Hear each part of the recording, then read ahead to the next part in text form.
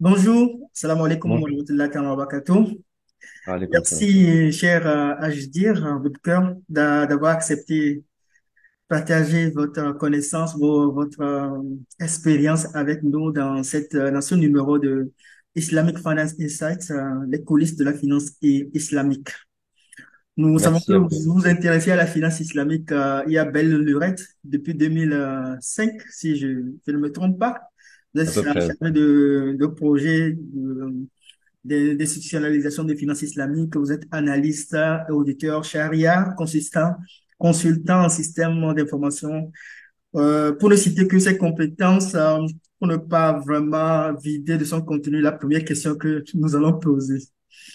Donc, dans cet entretien, nous allons parler de éthique, de finances islamiques, de technologie, de tendance de l'évolution de la finance islamique, de tout ce qui est institutionnalisation de la finance islamique, surtout dans l'espace UOMOA. Donc, vous êtes une personne ressource, en l'occurrence, une personne qui a travaillé dans cet espace-là, dans tout le processus d'institutionnalisation de la finance islamique. Donc, d'entame, pouvez-vous confirmer et parler un peu de votre parcours et de ce qui vous a amené vraiment à la finance islamique? Oui, alors je renouvelle encore Abdelhalim mes remerciements pour cette invitation. Alors c'est vrai que j'ai commencé à m'intéresser au sujet de la finance islamique en 2005 en France en tant que musulman, en tant qu'agent économique musulman intéressé par des alternatives aux produits financiers classiques. Étant moi-même à l'époque, je travaillais dans une banque d'investissement en tant plutôt qu'ingénieur informatique, pas en tant que financier pur, mais on voyait les choses à l'intérieur du système financier. Et en même temps, j'étudiais un peu le droit musulman et les sciences islamiques en général. Et en 2003, 2004, 2005, on avait dans ce parcours de recherche un chapitre qui s'appelait la finance islamique. Et donc, en même temps que j'apprenais des choses sur le droit musulman, sur l'éthique des affaires en islam, je travaillais dans une banque d'investissement française qui, elle, pratiquait de l'intérêt et qui est quelque chose qui est proscrit dans le monde des affaires musulmans. Et donc, je me suis dit, ah, il y a un sujet, pour moi d'abord en premier lieu en tant que musulman, à creuser et en même temps, euh, paradoxalement, en fait, la banque dans laquelle je travaille, qui est une banque d'investissement française, faisait elle aussi déjà de la finance islamique, mais dans les pays du Golfe. Ok. Et donc, je me suis dit, bah tiens, la finance islamique, d'abord, intellectuellement, c'est un sujet extrêmement intéressant. Et en plus, a priori, c'est un marché, c'est aussi un business, c'est aussi des opportunités, c'est aussi des acteurs, des institutions financières, des investisseurs, et des agents économiques qui lèvent des fonds. Et donc, je me suis, voilà, au fil de l'eau, intéressé davantage à ce sujet jusqu'à 2008, où j'en ai fait mon activité professionnelle principale. Entre 2005 et 2008, j'étais dans une démarche de recherche, de compréhension, et aussi dans une association composée de professionnels qui avaient les mêmes préoccupations que moi. Et puis, au fil de l'eau, voilà, on en a fait, pour certains d'entre nous, une activité professionnelle. Et c'est là que j'ai rejoint le cabinet IFAS, qui est un cabinet spécialisé qui était à la base créé au Royaume-Uni en 2007. Et en 2008, on a ouvert le bureau parisien, parce que j'étais et je suis toujours installé en France. Et depuis Paris, on pilote et j'ai la responsabilité de tous les projets dans les pays francophones, ce qui m'a amené effectivement depuis 2011-2012 à travailler déjà en Afrique de l'Ouest, en Afrique du Nord, et à accompagner le développement de la finance islamique voilà, dans ces régions, à travers les institutions publiques, privées, régulateurs, etc., etc. Peut-être qu'on pourra en dire un petit peu plus tout à l'heure. Mais voilà, globalement, en quelques mots, le parcours Absolument. du sujet. Et la finance islamique est reconnue comme étant une nouvelle réalité dans la finance globale. Quels sont les aspects de cette finance sur lesquels vous faites le focus dans votre expertise? Alors, depuis quelques années, je dirais depuis à peu près, oui, à peu près une dizaine d'années, on est très sollicité dans notre cabinet par les autorités de supervision des pays qui sont membres de la Banque islamique de développement. Et donc, pourquoi? Parce que cette organisation multilatérale, qui est un peu l'équivalent de la Banque mondiale pour les pays musulmans, elle soutient le développement de la finance islamique à travers des lignes d'assistance technique. Et donc, les ministères de ces pays ou les banques centrales Mhm. euh, lancent des appels d'offres pour les aider à mettre en place la réglementation sur la finance islamique. Et donc, notre cabinet, ayant développé une expertise sur le sujet, et étant également internationalement installé, on est dans plusieurs pays, on a, grâce à Dieu, eu l'opportunité donc de travailler beaucoup sur ces sujets-là, de réglementation d'abord. Donc, c'est vrai que les projets de réglementaires, d'implémentation de réglementation de finance islamique, ont occupé peut-être 70% des projets que j'ai dirigés depuis à peu près 7-8 ans. Et à côté de cela, on a aussi bien sûr des institutions, des sociétés de gestion, des sociétés d'assurance, des banques, des institutions de microfinance qui nous sollicitent pour les aider à mettre en place les produits financiers islamiques. Et donc voilà, on a à la fois la réglementation, mais également la mise en pratique finalement de cette réglementation à travers les institutions. Donc ça nous fait faire beaucoup de choses, de sujets purement juridiques à des sujets de réflexion sur comment mettre en place un produit, comment marketer le produit, comment étudier un marché pour pouvoir identifier les bons produits.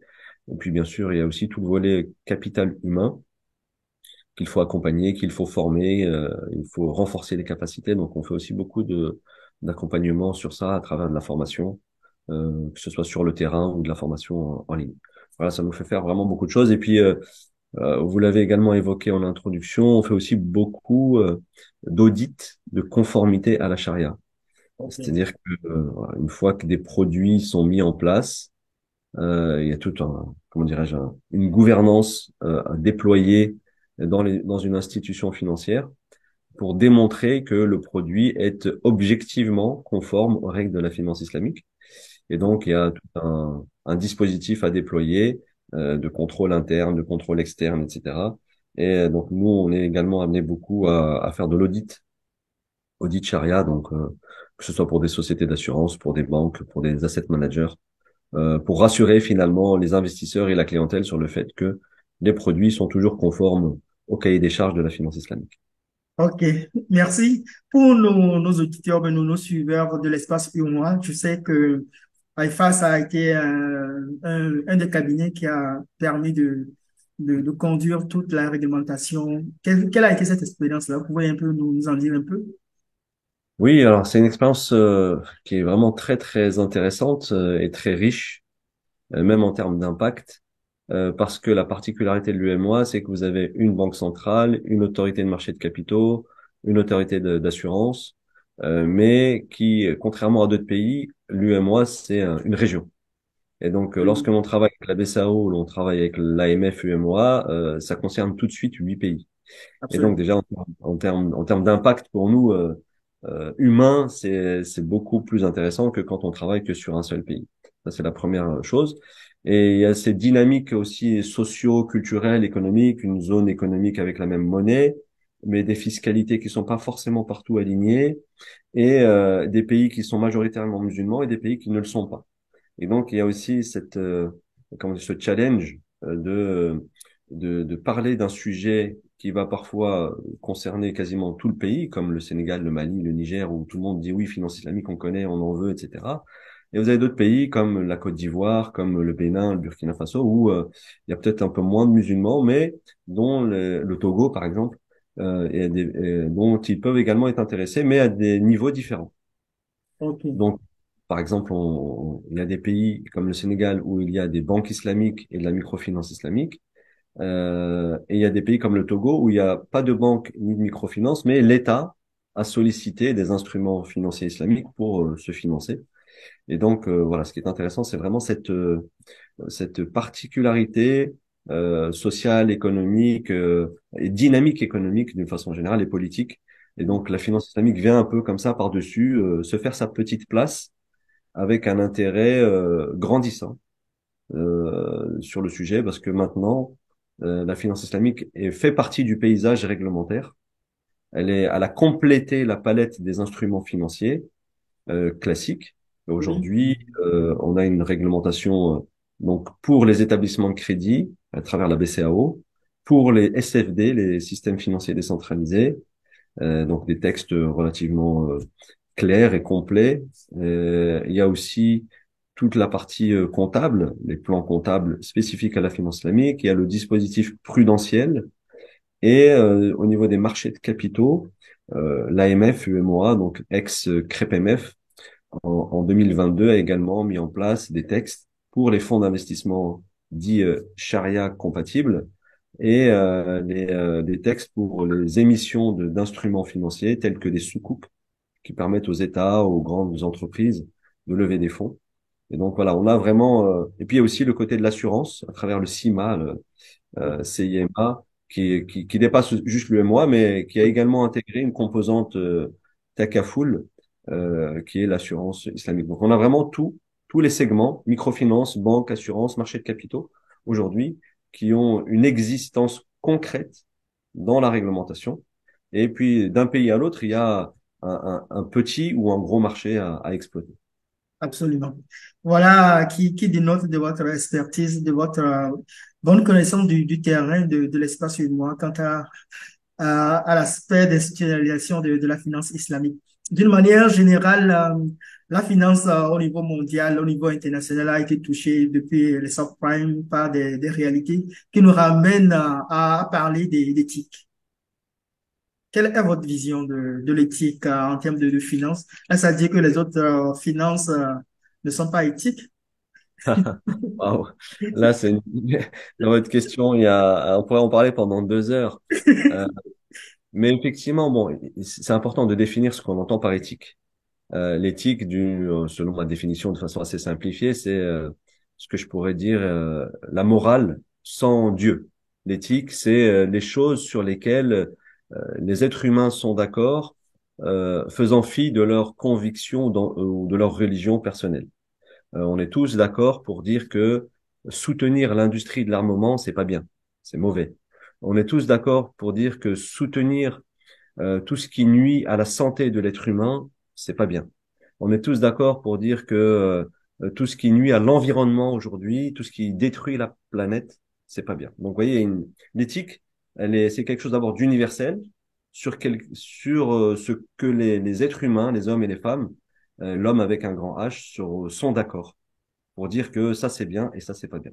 Et donc, ça se traduit dans le secteur financier par le fait que bah, des banques, des investisseurs ne vont pas investir dans ces secteurs-là. De façon très simple, il y a eu des fonds d'investissement chrétiens dans les années 80, par exemple en France, ils n'investissaient pas dans le secteur de l'alcool, dans les jeux de hasard, aujourd'hui aussi, on peut se dire, on va pas investir dans des entreprises qui exploitent les enfants, par exemple, quand bien même elles fabriquent des vêtements. En soi, les vêtements, il n'y a pas de problème éthique, ça couvre l'être humain, mais si on sait qu'une grande entreprise ou une grande marque exploite des enfants de 5 ans, 6 ans, 8 ans, bah aujourd'hui, l'éthique dit que un enfant de 8 ans doit être à l'école et il ne doit pas être à l'usine. Et donc, ça, c'est l'éthique qui est universelle. Et cette éthique-là, elle existe dans le droit musulman, elle existe dans le référentiel religieux de l'islam. Et dans ce référentiel religieux de l'islam, il y a d'autres éléments, il y a d'autres restrictions, d'autres interdictions, telles que, par exemple, la consommation de viande porcine, le prêt à intérêt, sont des choses qui sont proscrites dans les sources de la charia, le Coran, et plus largement également la Sunna, donc c'est tout ce que le prophète, paix et bénédiction sur lui, a transmis comme enseignement. Donc, on va parler d'éthique universelle, mais on parle également d'une éthique islamique qui puise son référentiel donc dans les textes primaires que je viens de citer. Et donc, on va, comment dirais-je, l'éthique islamique va intégrer des choses qui sont pas forcément reconnues comme étant éthiques dans d'autres référentiels non musulmans. Comme par exemple, si je vous dis que la consommation de viande porcine, je peux pas l'expliquer par l'éthique, parce que les non-musulmans mangent du porc et ils ne vivent pas en mauvaise santé. Pourtant, la viande de porc est interdite dans dans les religions monothéistes, hein, même chez les chrétiens, c'est interdit, chez les juifs, c'est interdit, chez les musulmans, c'est interdit. Et donc, on ne va pas soutenir financièrement, on va pas acheter du porc, on va pas investir dans une société qui fait du porc, on va pas consommer du porc. Et ça, c'est parce que c'est dans les textes. Et donc, à partir du moment où c'est dans les textes religieux, c'est gravé dans le marbre. Et donc, ça devient des règles à la fois juridiques, ou je dirais, ça devient des règles juridico-éthiques. Parce que le droit musulman est une composante ou est peut-être le socle principal de l'éthique islamique. Et donc, dans cette éthique islamique, il y a l'éthique universelle et il y a l'éthique spécifique aux musulmans parce qu'il y a des choses qui sont spécifiques à leur texte. Voilà, donc c'est ma manière, en quelques mots, de parler de l'éthique, mais effectivement, c'est un débat, c'est un sujet profondément intéressant parce qu'on peut l'aborder sous différents angles. On parle aujourd'hui de l'éthique dans le monde de la finance, on parle de l'éthique dans l'environnement, on parle de l'éthique dans beaucoup de choses. Et donc voilà, en quelques mots, ce que je pourrais dire sur le sujet. Euh, en conclusion, la finance islamique est un compartiment de la finance éthique, OK. avec un grand, c'est-à-dire de façon plus large. Et tout ce qui est rejeté aujourd'hui par l'être humain, quelle que soit sa religion, eh bien, on va finalement se rendre compte que dans l'islam, c'est effectivement un problème. Par exemple, les jeux de hasard, Mhm. beaucoup d'êtres humains à travers le monde qui disent qu'il y a un problème dans les jeux de hasard, l'addiction, les problèmes dans les familles, les troubles finalement, ça crée des troubles dans la société. Eh bien aujourd'hui, par exemple en France, il y a dans des publicités qui font donc la promotion des jeux de hasard, il y a toujours à la fin un petit slogan qui dit attention, les jeux de hasard sont addictifs. Attention, ça peut, voilà. Donc, à la fois on laisse faire parce que c'est pas interdit légalement, mais on y rajoute un petit peu d'éthique en prévenant les gens sur le fait que ça peut être dangereux. C'est comme la consommation d'alcool. On vous dit attention, la consommation d'alcool excessive peut être dangereuse. Attention, il ne faut pas conduire, prendre le volant en ayant bu de l'alcool. Eh bien, l'islam a réglé le problème de façon un peu plus directe en allant direct, comment dirais-je, avec une injonction qui est tout simplement l'interdiction. Les jeux de hasard sont interdits, l'alcool est interdit, que ce soit à la fois dans la consommation ou que ce soit dans l'investissement ou dans le financement. Voilà. Puis bon. Ok. Donc, quels sont les défis liés à la rencontre de la finance islamique d'une manière générale avec la finance traditionnelle? Alors, la finance islamique, c'est vrai qu'aujourd'hui, elle représente une goutte d'eau hein, dans l'océan de la finance globale. C'est à peu près autour de 3%. Ça s'explique par le fait que c'est une finance qui est récente, hein, elle a 40-50 ans en réalité, hein, même si ses principes se puisent dans les textes ancestraux de l'avènement de la religion musulmane, mais en réalité, en tant que marché organisé, structuré, c'est une finance très récente, et donc elle est encore très petite, mais elle est en train de se faire sa place tout doucement, justement parce que les États qui s'intéressent à ce sujet sont aujourd'hui en train de se doter ou se sont déjà dotés de l'infrastructure réglementaire. Premier élément important, c'est qu'il faut accueillir la finance islamique et donner de la sécurité juridique aux investisseurs, aux établissements et à ceux qui se financent. Au-delà de la partie juridique, il y a aussi la partie fiscale et la partie comptable. Donc tout ça, ce sont des défis techniques que les États ont intégrés ou sont en train d'intégrer. Une fois que tout le monde a compris ça, bah maintenant c'est au secteur privé, aux institutions privées, aux agents économiques privés, de lancer les produits et les offres. Pour ce faire, eh bien, il faut décrypter le marché, comprendre les dynamiques de chacun des marchés. Et il suffit pas de dire que le produit est islamique, même dans un pays où la population est quasiment totalement musulmane, pour que la clientèle se précipite sur ce produit. Il y a beaucoup aussi à faire sur la pédagogie et l'éducation. Et donc, il y a, J'ai eu quelques entretiens avec des cadres de finance islamique, de banques islamiques. Par exemple, Coris Baraka est maintenant à Lomé. En discutant avec les cadres de cette banque-là, ils me révèlent qu'ils ont plus de difficultés avec les musulmans eux-mêmes. voilà. Pourquoi? Bah, c'est parce que les musulmans eux-mêmes, hein, dans plusieurs pays à travers le monde, ils ne maîtrisent pas forcément ce que dit l'islam en matière d'éthique des affaires, en matière de transactions, alors que le droit musulman est extrêmement riche. Et ça s'explique tout simplement par le fait que eh bien, cette dimension de l'islam n'a pas été enseignée, en fait, à l'école. Elle n'a pas été enseignée à l'université, si ce n'est pour ceux qui veulent se spécialiser. Donc, ça n'a pas été intégré dans les cours de Monsieur Tout le Monde et Madame Tout le Monde. Et donc, forcément, il y a un déficit de connaissances sur le sujet. Ce déficit est en train de se résorber de plus en plus parce qu'aujourd'hui, grâce à Dieu, il y a des universités, elles sont de plus en plus nombreuses à proposer des cursus sur la finance islamique. Il y a des masters en finance islamique, il y a des MBA en finance islamique, et ce dans toutes les langues, que ce soit en arabe, en anglais et en français.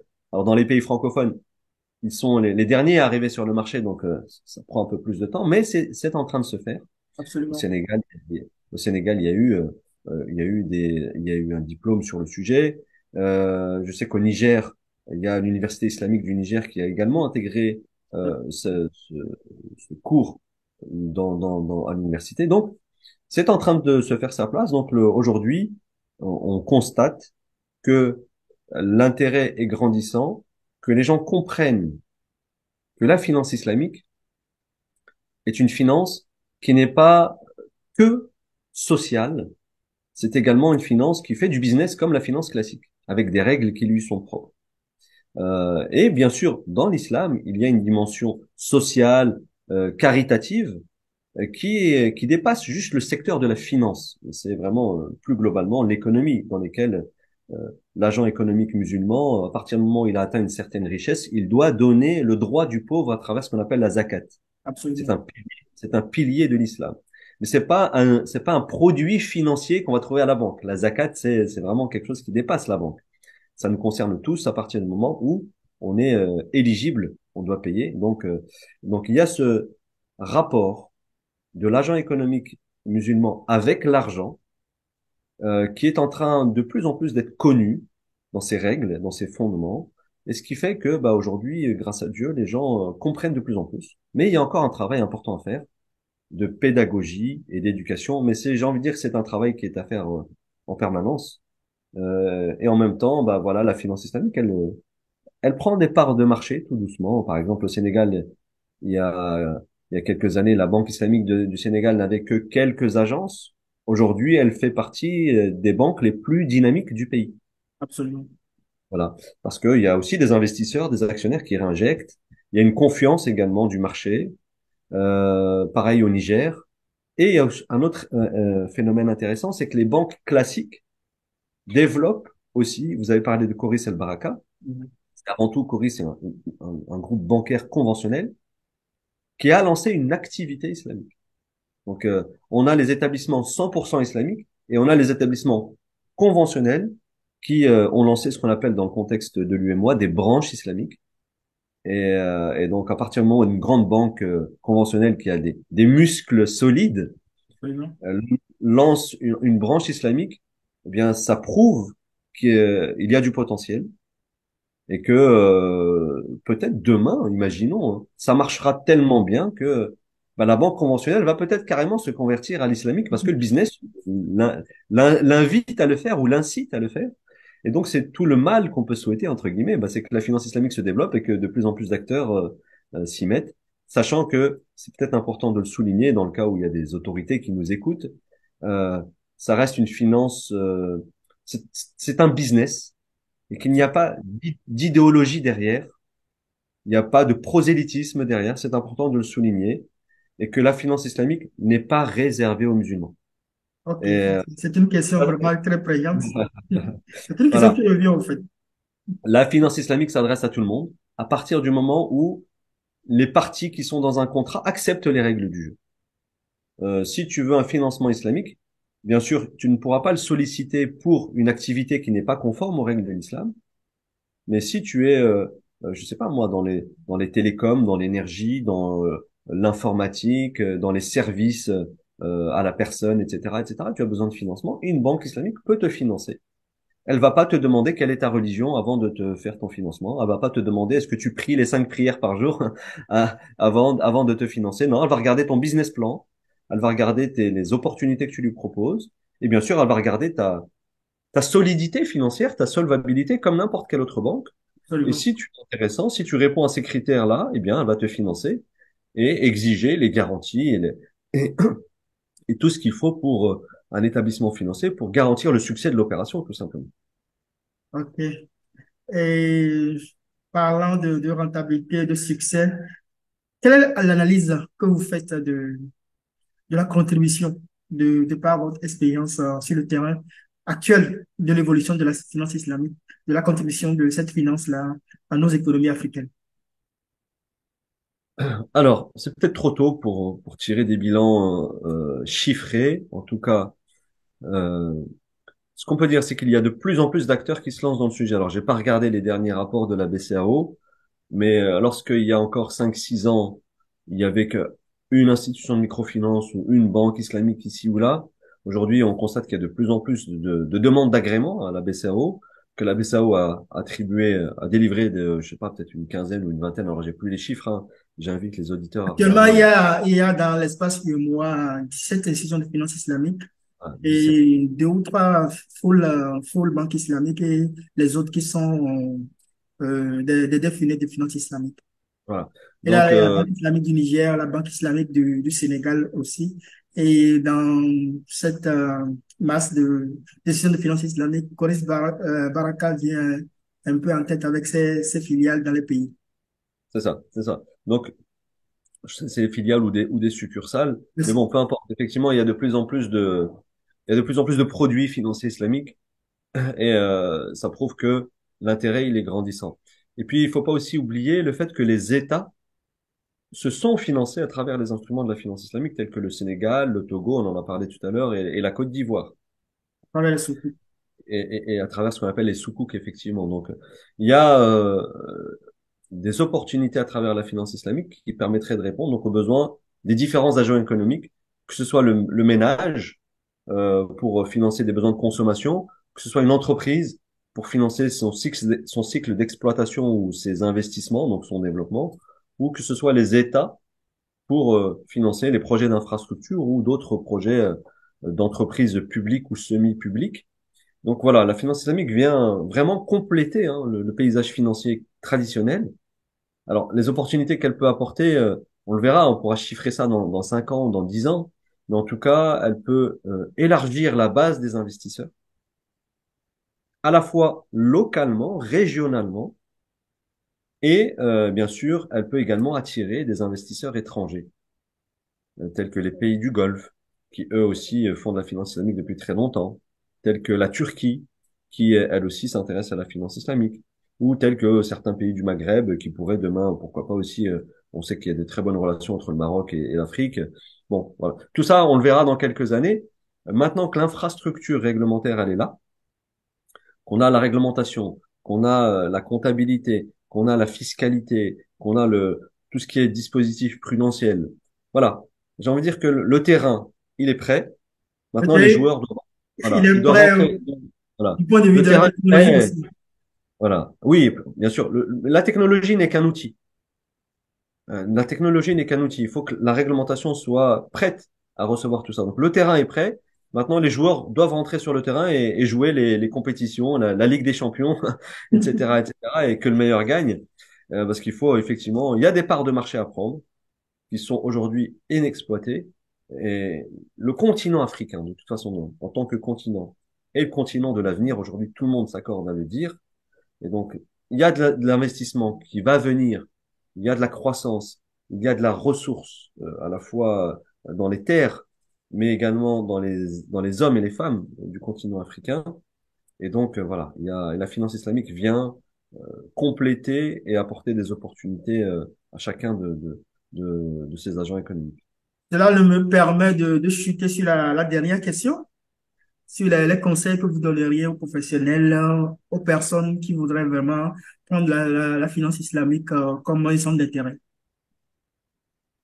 La première chose, bien sûr, c'est formez-vous, intéressez-vous, informez-vous sur le sujet. Donc, il y a aujourd'hui, grâce à Internet, grâce à de la formation, à des webinaires, des vidéos, des conférences, etc. Donc, vraiment, quelle que soit votre religion, vous qui nous écoutez, je vous invite vraiment à vous intéresser à ce sujet de la finance islamique.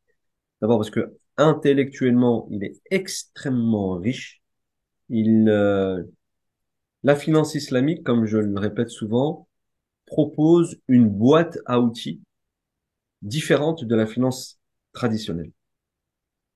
Et dans le même temps, la finance traditionnelle, la finance conventionnelle, a démontré à travers les crises dont vous avez parlé tout à l'heure, euh, que elle a atteint les limites de son modèle. Par exemple, en Europe, pendant 10 ans, on a eu des taux d'intérêt négatifs. Une invention complètement farfelue, hein, reconnue en tant que telle par la Banque centrale européenne, par les, par les grandes institutions qui disaient on a fait quelque chose vraiment qui était anormal, qui était contre nature. Parce que justement, le système financier conventionnel, il est un peu perdu. Il sait plus comment se guérir de cette maladie dont il souffre, dont certains ont fait le bon diagnostic et dont d'autres n'arrivent pas à admettre ce diagnostic. Et qui pour moi est cette maladie, elle est liée au fait que le principal instrument qui domine, c'est celui de la dette et de l'endettement. Et la finance islamique vient proposer un modèle qui dit et la dette doit être limitée à certaines opérations. Et enfin, la dette ne doit pas être euh, un objet de commerce. Et donc la finance islamique vient proposer tout ça. Alors que dans la finance conventionnelle, on voit bien que ce qui domine, c'est la dette, l'intérêt. Et quand un État n'arrive pas à payer, ben, on lui accorde un délai supplémentaire, mais on lui dit, on va t'appliquer des intérêts et des majorations complémentaires. Si tu peux pas payer, on va te prendre tes ressources. Et bien la finance islamique, elle proscrit tout ça. Elle propose des instruments différents. Elle propose de réconcilier ou reconnecter le capital financier, donc l'argent, avec l'économie réelle. Dans ces principes, on dit qu'il doit y avoir des services ou des actifs tangibles derrière chaque opération. C'est ce qui permet d'éviter de faire de la finance dite papier. C'est ce qui permet d'éviter de faire de la finance casino.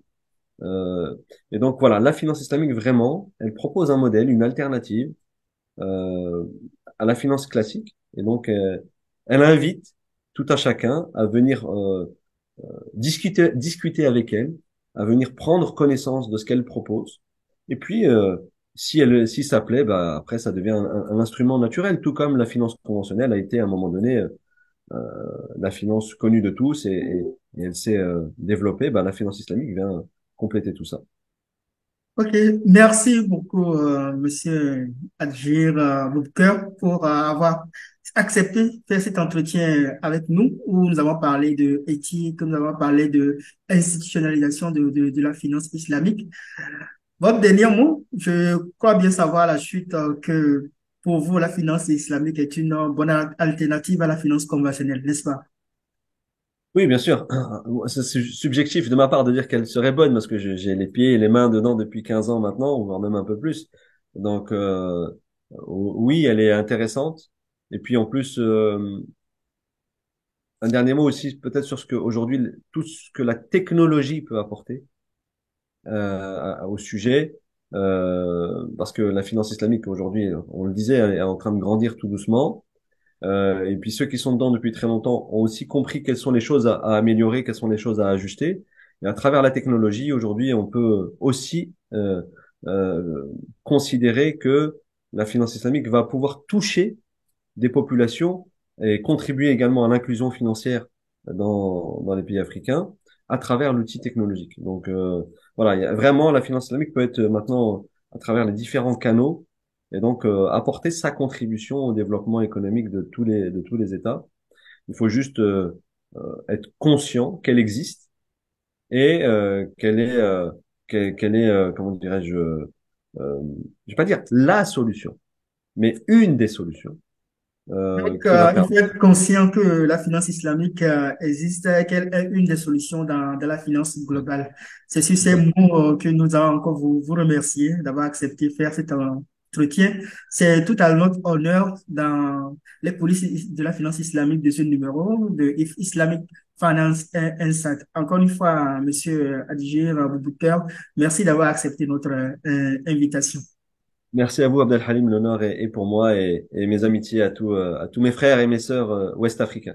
À très bientôt. Merci, merci, merci.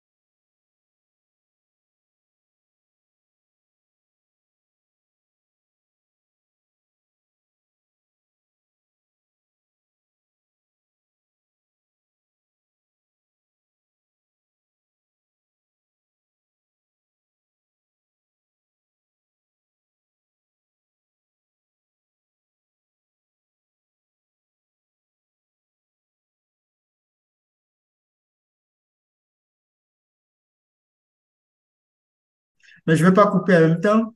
En fait, actuellement même, je suis à Ouaga. Je suis Ok. à Ouaga et je suis le point focal du Togo pour un événement annuel qui se tient dans l'espace UEMOA, qui D'accord. s'appelle le Salon des banques et finances. Allô? Tu peux arrêter Non, je vais l'enregistrement couper peut-être. après, je vais couper au montage. Ok. Ok. Ah, Il reste moins de une minute. Je vois qu'il reste moins de une minute. Ouais. Ok. oui, je vais aller vite. Donc, c'est un événement qui va se tenir cette année en novembre, début novembre, et nous D'accord. allons aller à Dakar cette année. C'est un événement tournant qui se passe dans l'espace purement. De toute la façon, je vais vous donner des informations complémentaires par Ok. WhatsApp et par les autres canaux. Avec plaisir. Merci, au revoir. À bientôt, Abdelhalim. Salam alaikum. Allez, tu vas publier ça quand? Et sous quel format? Sur vidéo, mais sur un site, sur un site Oui, internet ou? je vais coordonner tout ça avec vous avant la publication. Ça marche. D'accord, Merci beaucoup. merci. À bientôt. Salam alaikum.